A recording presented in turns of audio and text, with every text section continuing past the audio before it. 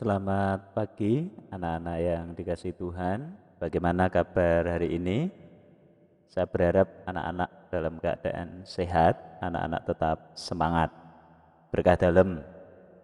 Salam buat keluarga, terlebih kedua orang tua yang senantiasa mencintai dan mengasihi kita.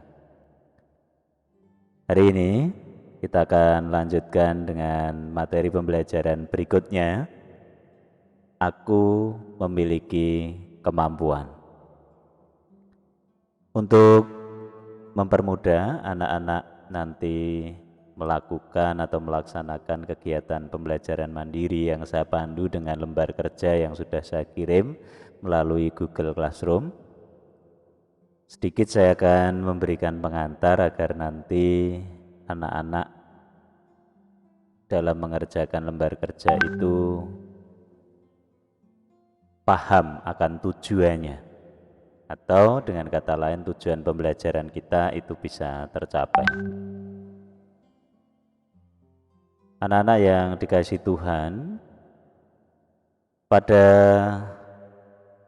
lembar kerja langkah yang pertama itu anak-anak diminta untuk menuliskan. Jadi waktu ini silakan anak-anak gunakan yang biasanya anak-anak mungkin tidak begitu concern dengan kemampuan diriku. Hari ini saya beri waktu khusus untuk anak-anak secara percaya diri itu menyebutkan ya, berbagai kemampuan yang anak-anak miliki. Kemampuan yang menonjol yang saya miliki itu apa? Silahkan disebutkan secara percaya diri. Kita juga akan melakukan satu kegiatan, sebab ini kelihatannya mudah, tetapi kadang-kadang orang itu untuk menyebutkan saya mampu di bidang A, B, C itu tidak begitu percaya diri. Maka langkah yang kedua, setelah anak-anak nanti menyebutkan kemampuan yang dimiliki, yang menonjol, dianggap menonjol oleh anak-anak, silahkan anak-anak meminta bantuan. Bisa yang ada di sekitar anak-anak, yang orang-orang yang mengenal anak-anak itu ya tentunya adalah keluarga, selain teman.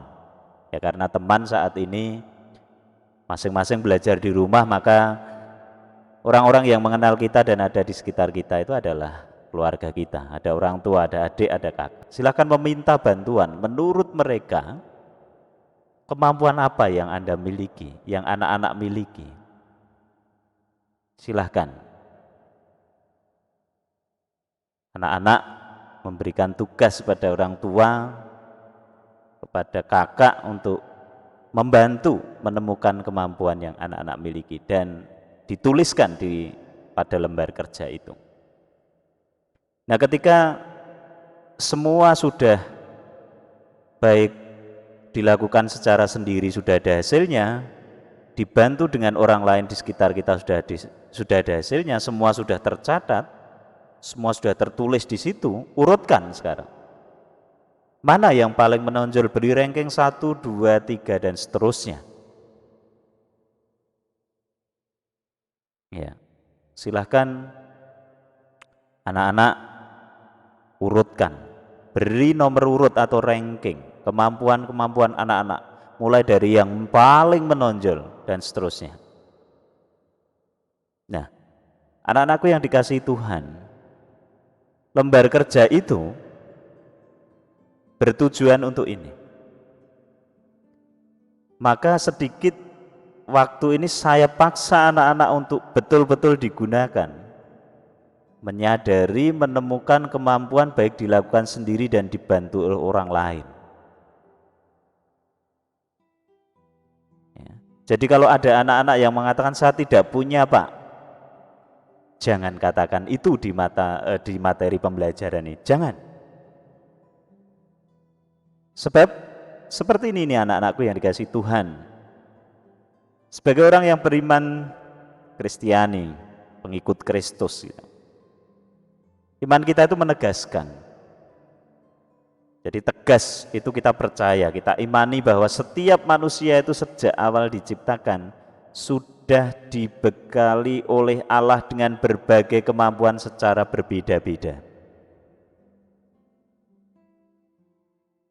Jadi jelas ditegaskan di sana setiap manusia itu dibekali, semua dibekali, satu dengan yang lain berbeda.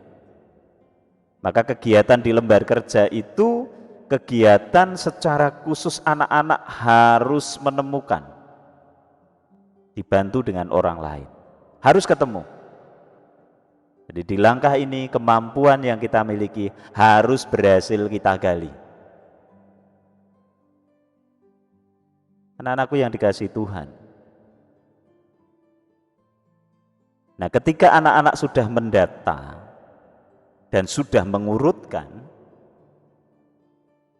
maka kemampuan itu memang ada yang bersifat umum dan khusus. Contoh kemampuan yang bersifat umum itu, silahkan dilihat anak-anak.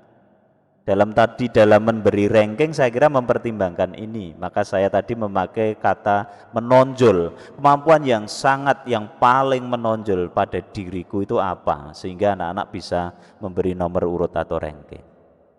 Karena ada kemampuan yang sifatnya itu umum. Misal, semua orang itu bisa berlari. Semua orang itu bisa berjalan.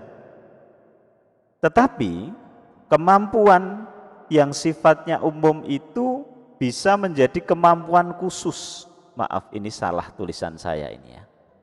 Bisa menjadi kemampuan khusus, yang sifatnya khusus. Ya. Semua orang bisa lari cepat. Semua orang bisa lari, tapi ada orang yang bisa lari dengan cepat, sehingga dengan lari itu dia bisa meraih kesuksesan. Tetapi ada yang lari biasa saja, asal lari. Tetapi ada orang yang secara khusus dia bisa lari cepat dan dia bisa meraih sukses. Kalau tadi yang bersifat umum, orang itu bisa bicara. Banyak orang bisa bicara, bahkan hampir semua orang itu bisa bicara. Yang kita jumpai, ada juga yang tidak bisa bicara. Tetapi sebagian besar orang itu bisa bicara. Tetapi ada orang yang secara khusus dengan bicara itu bisa menghasilkan banyak uang, bisa sukses. Dia menjadi host. Ya, itu contoh saja. Ketika kita lihat di televisi, ada kompetensi orang atau kemampuan orang dalam hal berbicara itu dia bisa menjadikan sukses. Tidak hanya sekedar bicara, membicarakan orang lain atau bicara seperlunya saja, tetapi ada orang yang secara khusus dengan bicara itu bisa meraih kesuksesan. Itulah kemampuan umum dan khusus. Saya kira anak-anak tadi dalam mengelompokkan, dalam membuat ranking, itu juga berdasarkan itu. Saya bisa lari, saya bisa menggambar, saya bisa bernyanyi, saya bisa sepak bola, saya bisa memasak, dan seterusnya. Tapi kemudian secara khusus, silahkan yang bisa menilai adalah anak-anak dan orang-orang yang sungguh mengenal anak-anak. Kemampuan ini di ranking berapa? Kemampuan ini di ranking berapa, dan seterusnya. Anak-anakku yang dikasihi Tuhan, apa yang dikehendaki oleh Tuhan? Kalau setiap orang itu dianugerahi kemampuan, dan itu jelas, iya. Tetapi satu dengan yang lain itu berbeda. Apa yang dikehendaki Tuhan dengan perbedaan kemampuan pada setiap orang itu? Jelas, agar kita saling membantu, bekerja sama dan memperkembangkan diri. Saling melengkapi, membantu, bekerja sama dan mengembangkan atau memperkembangkan diri.